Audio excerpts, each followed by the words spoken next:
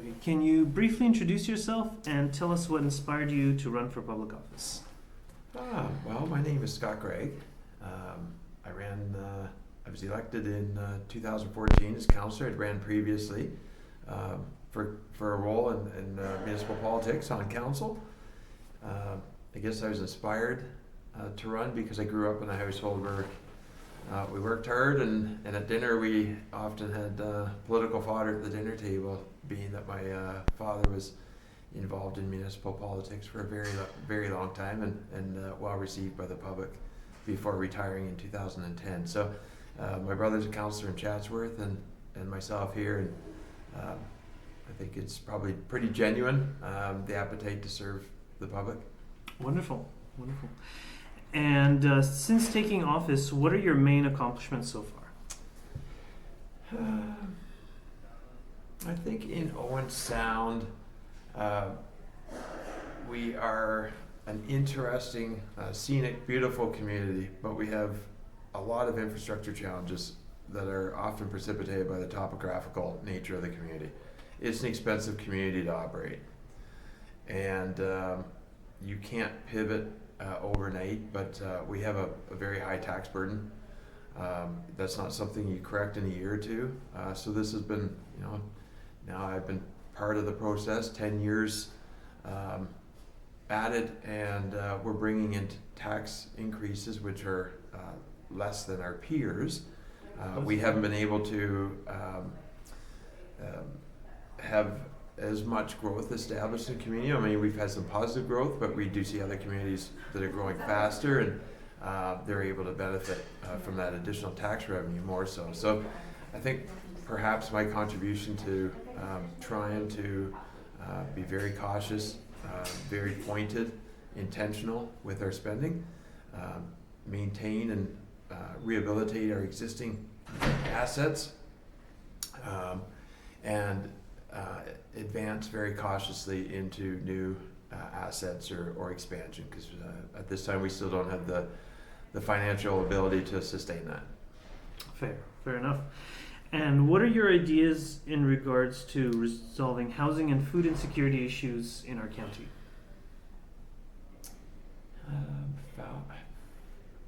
So a lot of the housing insecurity certainly resonates more so, I think, in Owen Sound. We're more of a service center. Transit is certainly a benefit to many people. I biked here this morning. One of the best things you can do is invest in a bike and go see your bike mechanic here or there. Even better, become a little more proficient at maintaining your own wheels. It assists people tremendously in the pocketbook. But the housing security, I think, is a little more evident in Owen Sound, being that the supply is pretty tight right now. The amount of monies that people have going from their pockets is substantial. So even if you start out with a $30 an hour job, but $12 or $14 an hour of that is going to housing, it doesn't leave a person in a very comfortable place at the end of the week, at the end of the month. We in Owen Sound, we were a little bit ahead of the game in terms of waiving purpose-built rentals for development charges.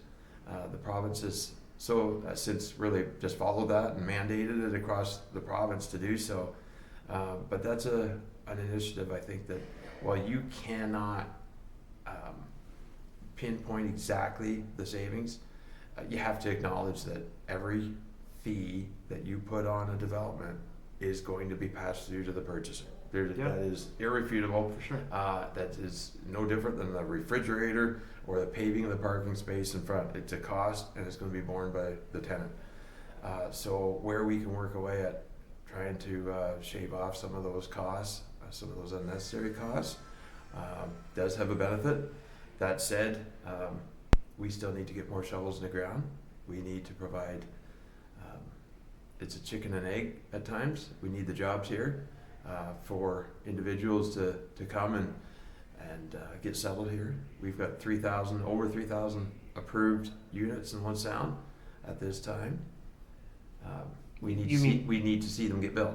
All right. Exactly. And hopefully see some of that supply start to position itself in the marketplace and see some of these rents reduced. We need a fulsome, transparent discussion about what contributes or what these monthly rents consist of, right? You have to get right down. Everyone has to pay their fair share of taxes.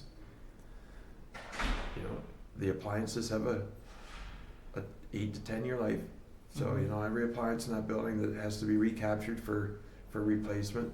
And when you evaluate all these costs and the cost of just housing construction, it's a formidable challenge at this time. Community gardens are great for assisting food security. We see that in Owen with the Fresh Roots Cafe. Mm-hmm. They do a great job working alongside CMHA. Mm-hmm. Terrific life lessons for some of the individuals that are taking part in the program there, and great individuals, great personalities, and a great example of what some of the community gardens can contribute to. And it's not going to happen overnight. I think our school system, we used to teach people more basic abilities. Being able to cook on your own was one of those, Mm-hmm. and I think that's become lost in a lot of the population. There's too much just at once going out, and that hits people in the pocketbook. Yeah. Learn how to cook. Mm-hmm. And that becomes a personal responsibility thing as opposed to, you know, that's a me versus a we. Mm-hmm. So one of the greatest things people can do is find some resources. The internet exists now. It didn't exist 30 years ago. Mm-hmm. It's right there for people. Yeah. And you can extend your grocery dollar substantially by reducing unnecessary dining out, unnecessary takeout costs such as that. Yeah. Good. And with food insecurity rising and global resource limits affecting urban resilience, many see rural resettlement as a practical path forward. Would you support a county-level partnership where cities help prepare people through community gardens or college-led homestead training to eventually relocate to rural areas, grow their own food, and support local farms? I'm going to get you to repeat that question. There's a lot there. Okay, sorry. Would you support a county-level partnership where cities help prepare people through community gardens or college-led homestead training to eventually relocate to rural areas, grow their own food, and support local farms? So, give them it's kind of similar to what you were. Yeah, I think I touched upon Well, I it a said little bit. county We do it level. at the local level. Mm-hmm. I think of if there's a market for it, Georgian College used to have a culinary program Mm-hmm. in place. I think they walked away from that. If there is a demonstrated need, I think that can somewhat dovetail into a little bit of that conversation Mm-hmm. where you can leverage some of those local resources. I mean, just look at schools. Playgrounds are expansive properties of nothing but green grass that gets cut on a 7-day cycle. Yes, it's true. What a waste of space, a complete waste. So there's certainly ample opportunity for individuals to probably approach and interact with school boards about maximizing the space that has existed for decades. It's Mhm. completely underutilized, whether we look at pollinator gardens or an expansion of community gardens. Mm-hmm. But there's a wealth of opportunity there to grow. I think, you know, you can look at Holland has multi-tier greenhouses, so Yeah. it elevates their productivity immensely by growing on a multi-level basis. You apply that same thought process to college grounds and public school spaces, and the subsequent lessons that you can provide for kids. It's great. Mhm. I grew up on a farm. Yeah. It's a wonderful privilege that not enough people get. If certain insights that we had growing up, you know, we had our own garden. Mm-hmm. if you want to eat in winter, then you better look after your garden. It's a pretty basic human need. If you want to stay warm in winter, you better put the wood away. These are the functions that, hey, if we can do initiatives that integrate a little bit more of that skill set into kids, be wonderful. And I think, underutilized public spaces, including schools, lends itself really well to that. Mm-hmm. Yeah, those are great points. And I wanted to add a little clarity because, I was interviewing Sue Carlton last time, and she was saying that one of the main issues with rural transition is urban people not being familiar with the skills that it takes to, say, have a homestead, how a septic works, and all the other skills. And so she was saying that it's important that, so in this example, we have like O'Share is serving 1,000 meals a day, roughly, and that translates to about 300 some people going there for 3 meals a day. And so they're some of the poorest people in our society, but that's a whole village worth of people that we're feeding. And if these people were given the know-how and we had a rural partnership where say landowners were allowed to have say multiple little dwellings or even tents, so that these people could locate there to grow at least some of their own food, and possibly transition to a rural life. I don't know if that's making more sense. If you're seeing it almost sounds like it's championing densification in rural settings. I would approach that with a lot of hesitancy. Agricultural lands need to be protected. Densification works well in cities where we can maximize public systems for sanitation, water, etc. Septic is interesting, but there's a capacity limit to that. So in a rural setting, I think you do have a standard or minimal lot sizes that need to be considered in terms of being able to accommodate a certain load from population. Mm-hmm. Anything we can do to expand individuals' familiarity with where food comes from and how to become more self-sufficient probably sounds like a good idea. Mm-hmm. And we should try to champion that, but I'm want not sure what the... add a little more clarity in terms of so because we're running out of fossil fuels. Correct. And we need fossil fuels in order to run tractors. So right now we have very large farms with very few people because we can't afford to do that since we're wasting as much or more fuel calories as we're getting out of the ground. So for every, on average, we're spending 3 fossil fuel calories for every 1 calorie that we're consuming. And that won't be possible if we don't have the fuel to do it. And so, and farmers are having a problem where they don't have farm labor. They don't have anyone in our area who knows or is interested in actually helping to grow the food. And one of the issues is that people want to have some kind of sense of ownership, where they have, can grow food for themselves, not just for some big corporation. And so, and in terms of the densification, so say for instance, where you have one house, one farmhouse, you would have 15 within the same building lot. So you wouldn't actually be taking any new agricultural land, but you would have, say, a hamlet of 50 to 60 people, and then they would be able to manage the area around. So, but I completely agree with you in terms of how that there's a limit to how much land you need. Like, you need at least a hectare per person. Like, that's 2.5 acres. And it doesn't make sense to be putting more people than the land can support. But for people who have those large acreages, who say are transitioning or something, I talked to someone. I think just it can this be week. done. I think what you're referring to is assessing how the Amish communities sustain themselves.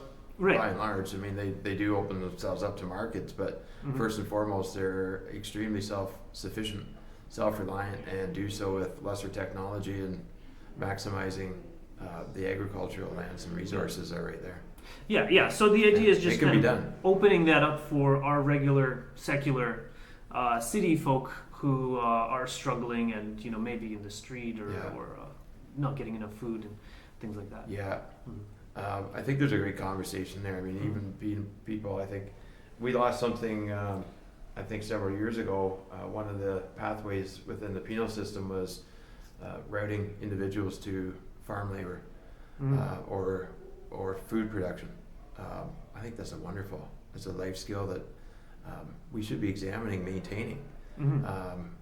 and giving these individuals who have had problems, interruptions in their life.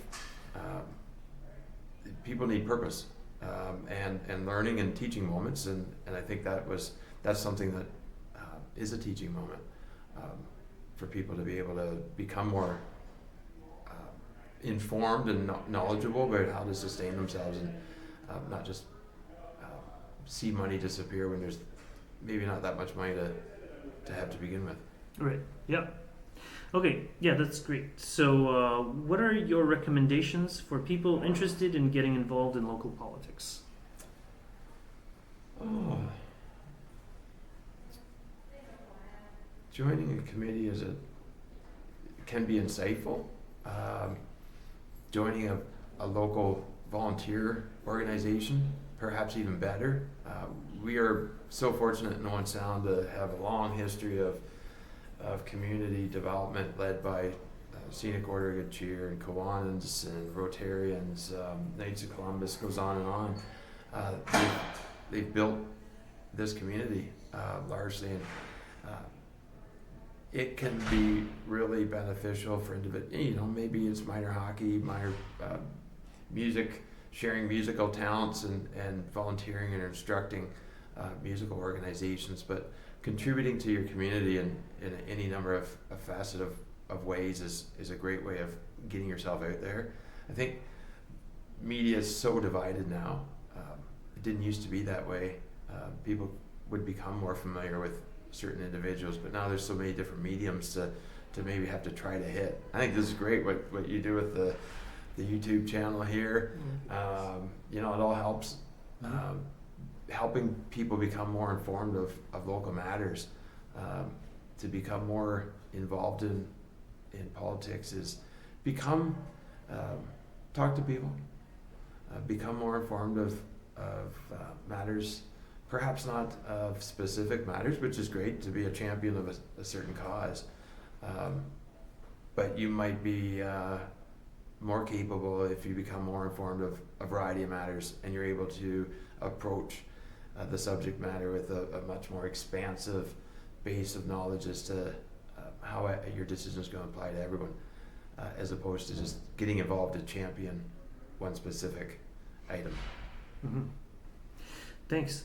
And what do you think of subsidiarity-based hierarchies or local help systems where help, decisions, and conflict resolution happen at the most local possible level first? For example, neighbors could form hamlet or village councillors subsidiary to a neighborhood or ward, with help groups responsible for light maintenance, local check-ins, or even resolving minor disputes. Sorry, it's a long question. These small groups could then escalate bigger issues to a village or ward level, and only the most complex problems would reach city or county officials or the police, and this would ease pressures on emergency services, reduce bureaucracy, and give people more ownership over their neighborhoods. Do you think something like that could work here, and what would it take to start laying the foundation of a local help system in our community? So, good question. Interesting philosophical question. I'm going to say it will only work when people buy in. I just moved my daughter out of a condominium in Waterloo. That 13-story building, at the completion of her studies, 4 years in it, I don't think there was one day where individuals in that elevator said hello to their neighbor. It's a very diverse building that she was in. I find it head-scratching how people can just get in the elevator and be so oblivious to the person that lives right next door and not know their name after 4 years. I don't think that was something just in my daughter's case. I think it was pervasive through the whole building. So I'm not going to support a government program or an intervention that's going to try to overcome that problem on an individual level. People need to start to talk more again. We've learned the ability to communicate, and whether we blame a cell phone or technology or whatever it is, talk to your neighbors, talk to your community. One thing that I examine, you're like me, myself, we walk, we bike. If you want to see life slow down, don't drive through it, walk through it, bike through it. The garbage is prolific in our communities this spring. Never seen it so bad. And I get it. Some people, maybe they're too busy the next morning to put out their own garbage. But if the winds are blowing at 40 kilometers an hour overnight, could you knock on your neighbor's door and ask them to do a small favor? We used to do that. And we seem to have even lost that most remedial of instincts, just to interact and engage with neighbors for small items that make a difference in the community. And I think just what I've seen this spring, and just a week ago, our downtown looked like a garbage dump with the wind blowing and the lack of common sense just being deployed by people. When all we had to do is engage a neighbor. Anyone's willing to lend a hand, and we need to get back to that sense of community that we used to have more so. I think we still see it in smaller communities. That's a strength of rural communities, is there is that more an enhanced level of familiarity with your neighbors, and look out for all and support each other, give each other a hand up. We should be looking at methods to improve that again in our communities. Great. Yeah. I was working on it myself, going door to door, promoting it just in my spare time. Yeah. The little bit I have. And what are you hearing back? Well, people are interested. Yeah. And one of the ideas I had in relation to that was those walkie-talkies. Like with a walkie-talkie gives you a range of either 1 or 2 kilometers, but it's enough to reach everyone in your block, and then possibly like a village, so several blocks, and then you could have local communication. So it's still mostly in the idea phase, but I got some people subscribed to my mailing list, and we're kind of working on it gradually. You know what I've seen in the last couple of years, community block parties seem to be coming back. I think that's the coolest thing. You walk home from work on a Friday and you pass through a neighborhood where some of the neighbors have organized a block kind of it's maybe a post-COVID thing. It's a great thing to see, and in town here we see some parks. Parkview subdivision is a great example where that whole neighborhood has had a lot of kids growing up together and have different community events take place at the park. It's great to see, and it'd be great to see more of that. Yeah. That was another one. The block.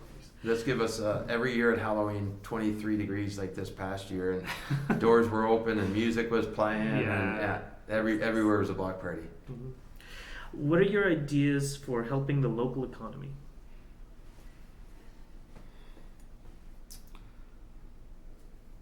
Well, we would benefit from an enhanced economic development strategy from the province.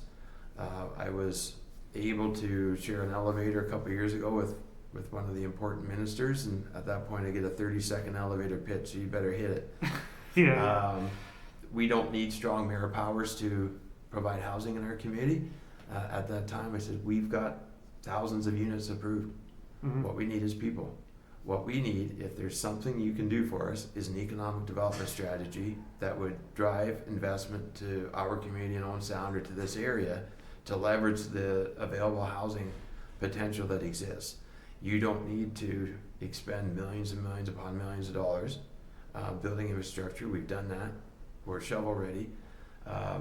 if you continue to develop the 401 corridor, what you're seeing is that you do need that. And you're trying to introduce different policies and regulatory options to enhance that. Better strategy can be utilized to enhance the resources that we have already. And I mean, even in Owen Sound, we've somewhat been gutted by the exodus of manufacturing jobs, good manufacturing jobs. We have some of those vacant buildings still that sit there as underutilized resources. As opposed to building new, let's first maximize the resources that are existing in the communities, not just in our community, but around the whole province. And we need leadership from the top down to evaluate and say, okay, these are the strategies that we should be deploying, where we can maximize the existing resources everywhere, not just benefit the GTA and communities along the 401, look to benefit the Owen Sounds of the world that have those, and you know, resort, and not just Owen Sound, but within Greig County, you've got the communities up Highway 6 and 10 or whatever, your transportation routes. Things are always evolving. What maybe occurred in the 90s with just-in-time inventories and meant moving production. Who knows, with tariffs, we may see more based production returning. We have some of those service lands already that can accommodate that, some of those buildings. We need some strategy and leadership to guide that investment to the communities here that can accommodate it. Mm-hmm. And would you support a municipal or county level local currency to accelerate import replacement, keeping production local for things like food repairs and small manufacturing, and letting municipalities pay for corvée labor in that currency to maintain public spaces or assist vulnerable residents? That is interesting. I will have you read that question to me again. Sure. Currency is not to be taken lightly, and when you devalue it, what you've seen in the year 2022 is massive inflation because there's a reduction in value of all goods.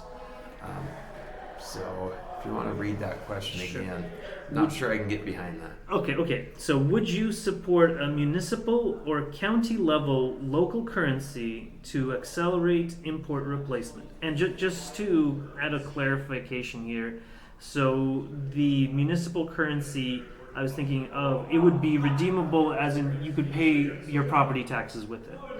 Or if we say, for instance, set up a food processor in Owen Sound, then you could redeem it for the stated food that you can get for it.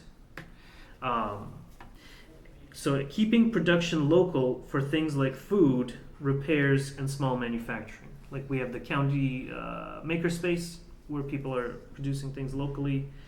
And I'm going to say I wouldn't, Okay. because if I will exemplify perhaps the equipment required for certain components of food manufacturing and processing. The moment that the input, which is a local currency, is coming to that facilitator, that owner, whoever that may be, they will go to replace or purchase on external markets. That there's that local currency of which that they have been taking in has zero value on an external market in terms of being able to buy that new equipment from a foreign market, domestic market, wherever. I'm not sure how you can have a value placed on that beyond your local border. So that's the challenge with local currencies is what can be evaluated more so is local bond initiatives, municipal bonds, and perhaps their relationship to supportive housing, various community initiatives. But there's still a return on those bonds that is backed, that is established value on a grander market as opposed to local currency initiatives. Well, I'm not sure what the bonds are, so maybe you could clarify that. But I wanted to just clarify that the value would be based on, say, the equivalent of food that you would be able to get for it. And say if you had like a utility food processor, you can and you could. We have enough rural area here that we can produce food locally to feed our local population. And so the idea is to keep the skills local so that we could produce anything that we need. Like I was reading a book and it was talking about how many cities try to get some foreign manufacturer to come over to them and then produce something to produce some jobs. And unfortunately, that doesn't usually work very well because it usually ends up turning it into a company town and everything kind of rotates around this little factory. But instead, what actually works better is to replace imports. So things that you used to import from somewhere else, you're now manufacturing yourself. And that creates local jobs and local manufacturing, and you can export those goods that you have, and you can actually import new things because you have more money than you had before. And if you continue this import replacing strategy, then you gain, prosperity in the long term and a self-sufficiency. And so the local currency, you're right in terms of that they wouldn't be able to trade it for external things, but say they could pay off their property tax. And they could still also take in regular currency because local currencies are not fiat. You can't force anyone to take them. They only take them if they want to take them. But anyways, okay. Beyond that, it's interesting thoughts. Interesting. The world is getting troubling so right now, more isolationist. I don't think that's a good thing. Diversification is going to pose a problem. You can create so many things, but there's so much demand for a variety of items that the world we live in right now, it just demands diversification and importation coming from all over. Our ability to manufacture everything we need is quite limited. Yeah, well, used for to, repairs it used to exist that way, but we're not in that place anymore. It'd be nice to walk back a little bit towards it, though. I think. Have you been to the Makerspace? Great space. Yes, and there's actually a large number of things we can do there, and someone's even rebuilding an engine. Yeah, because we have the metal fabrication. So there's a lot of things that we can do. But we don't have the steel mill to make the steel for the engine. Yeah. Well, we would still, need to do some trading. Like Switzerland, they don't have many of the raw minerals, but they manufacture things with them. And we have plenty of Swiss heritage people here too, so we could manufacture as well. All right. So closing remarks. To close things out, what encouragement or call to action would you offer the people of your municipality or county? Great question.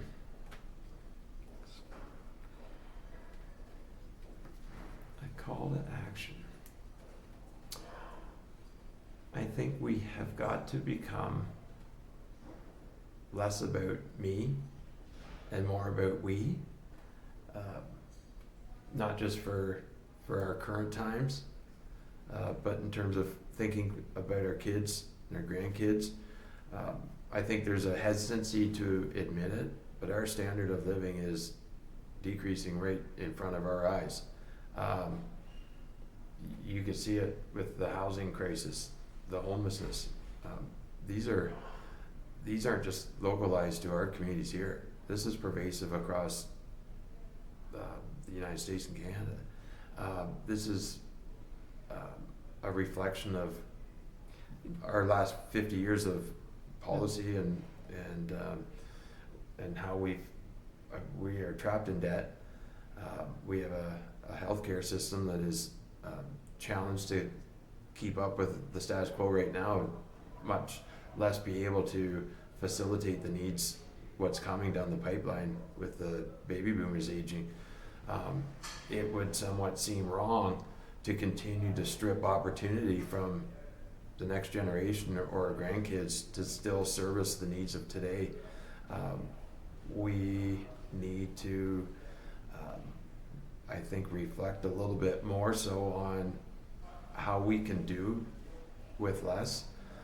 You're acutely aware of we are exhuming, consuming fossil fuels at an unsustainable rate. We're going to outstrip our ability to transition fast enough.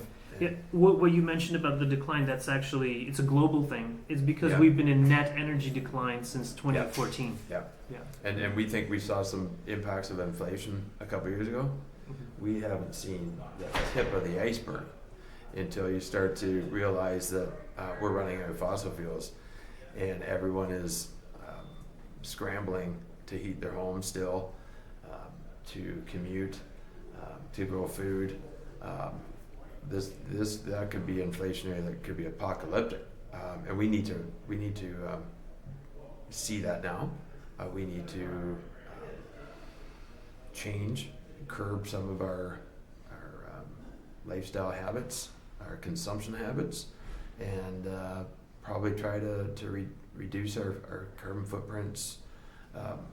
I'm a believer in climate change, but the Earth has been evolving for a very long time. We had icebergs 10,000 years ago, approximate. Yeah. They may come back. We're living now, and we're seeing a warming plan. Maybe it's a 25,000 year cycle, and its proximity to the sun. The bigger challenge is we are consuming Earth's resources at a rate that is going to. It's unsustainable. Yes. Mm-hmm. Yeah, very good. Well, I guess that was your closing remarks. Yeah, Kind of doom and gloom. Yeah, well, let me add a little bit more than actually. I just had the opportunity. I talked to one of the people who worked on ARPANET, who started the internet, and they also do the energy grids in the U.S. and things like that, and lots of wells, and so they're saying that that at least on a county municipal level, we could do geothermal. So these are geothermal wells that go like 7 kilometers down, and then you can have a turbine and generate megawatts of power, and then that also gives you district heating, so you can heat the homes in say Owen Sound if you had a couple of these wells. I think one is enough for about 5,000 to 6,000 people, and so that's kind of a hope there, though it's still kind of in progress. I have another friend who actually lives just down the street from the deepest well, which is currently made. It's 6.4 kilometers, and it's in Finland. They have very similar geology to us. It's basically Canadian Shield. But the issue they had was it's coming up too cold. And I'm recommending that they put in an aerogel sleeve so that it will come up hot. But it's still a work in progress. If it works for them, it'll work for us, and then that will be a saving grace. Yeah. All of the experts I've been talking to have been saying that basically we will not be able to maintain the global economy. It's going to eventually rupture within the next decade or two because of the fossil fuel problem, but we will still be able to have local pockets of survivability, and so it's important to kind of be able to make your own things, produce your own energy, and those types of things. Mm-hmm. Yeah. So, in light of that, did you have some encouragement or call to action? I think it's great. Call to action is more people like yourself, Andre, working hard to enhance people's familiarity with what's going on with local government, and different causes, different issues that they should be aware of. We need more people to be engaged like yourself. That's probably the best closing comments I can make. You do a great job. I enjoy your emails and the correspondence. You're extremely well informed, and I appreciate all your efforts that you do, trying to extend what we do as counselors to the community. All right. Well, thank you. Yeah.